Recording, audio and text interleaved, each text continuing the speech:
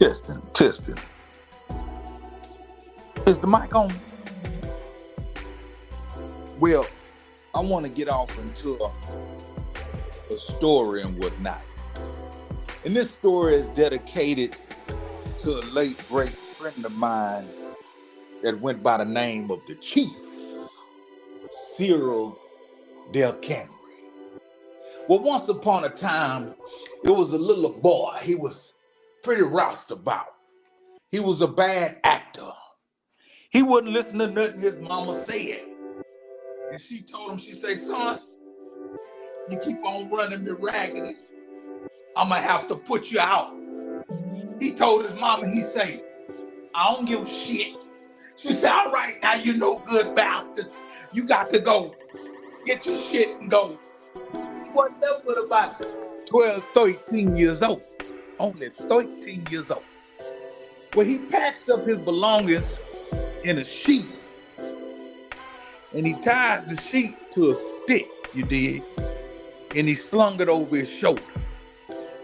Now, he had no idea of where in the hell he was gonna go, but the boy had big dreams. So with no money in his pocket and only his belongings, he hopped a train. Yeah, that's what they did back in the day. You get on a train, and wherever the train go, you go. So he gets on a train, and he riding the train for almost 2 days or more. He did not intend to ride the train that long, but wherever the train stopped, it found him famished. He was hungrier than a summer bitch. His stomach was touching his back, and he had to figure it out fast. So the town that he pulled up in, he was rumbling around, stumbling around, roustabout, and everybody was going about their business. He came up on the pole, and they had a flyer stapled to the pole.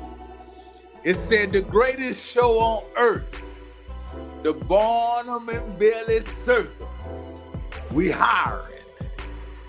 He was like, ooh, if I can get a job, I can go ahead and put something in my pocket and get my teeth dirty. Yeah. So he asked somebody, he say, do you know the directions to where the circus at? They say, yeah, just straight down the street. Just walk straight down the street and you gonna run into it. And so he did that. He was tired, poor little thing. He was hungry. And so when he walked up, he said, I like to speak to whoever doing the hiring. And somebody say, that'll be Mr. Bebo. So they went and got Mr. Bebo, and Mr. Bebo came out looking janky than a motherfucker. He said, what's going on, young man? He said, man, I just came in town and I'm looking for some work. He said, I'll tell you what, we are hiring a lion tamer. You ever did that before? He said, nah, I'm only 13 years old. He said, well, we probably couldn't let you do it, you know what I mean? We need somebody experienced. He said, I'm sure I can do it. I'm sure I can do it. He said, well, let me tell you what you need to do. He said, I'm gonna give you a whip, and I'm gonna give you a gun, and I'm gonna give you a chair, and I'm gonna give you a top hat. He said, you gonna give me a top hat? He said, yeah. He said, all you got to do is when a lion come towards you, I want you to pow pow with the whip, and I want you to pow with the gun, and I want you to point to the chair, and the lion ought to do what you say. He said, now all I got to do is go pow pow with the whip and a pow with the gun and point to the chair, and the lion is gonna do as I say. He said, that's all you got to do, son. He said, you think you can give me a little something to eat, a little something to drink, and explain it to me one more again? He said, oh yeah, cut. He handed him a hunk of bread and a Coca-Cola. And he was hungry in a summer bit, so he was eating that shit like a hostage, man. Come on, man. You know what I'm saying? He was eating that motherfucker like a hostage, man. So he said, tell it to me one more again. He said, now, son, all you got to do is when you go in the cage, strike the whip, a pow, pop the pistol, pow, and point to the chair. And the lion ought to do what you say. He said, well, I'll take it. I'm in. He said, will you be back at 7:30? And he gave him his outfit. Now, 7 o'clock rumbled around.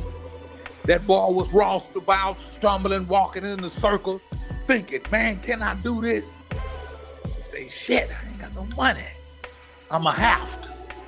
Well, all of a sudden, man, it's 7:15, 7:20, and he hit a call. It's the greatest show on earth. The Barnum and Bailey Circus. You dig? The Barnum and Bailey Circus. The greatest show under the big top. Will now have the lion tamer. Showtime.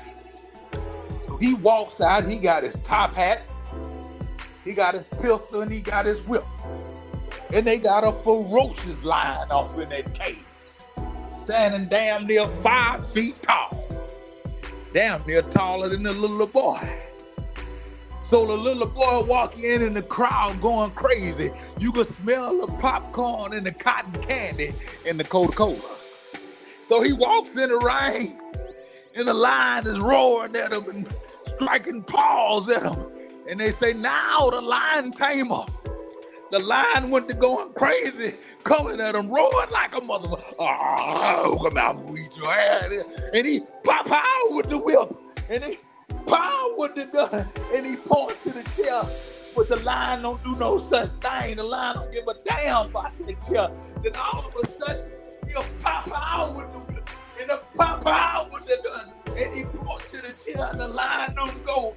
And the crowd say, oh, please get him out of there. And he pow with the whip, and he knocked the lion's ear off. Then he pow with the pistol, and he knocked the lion's tail off. The crowd say, oh, the lion gonna kill him. You better get him out of there. He say, you better get me out this bitch before I make a bulldog out his ass. Now that's some good shit I'm telling you.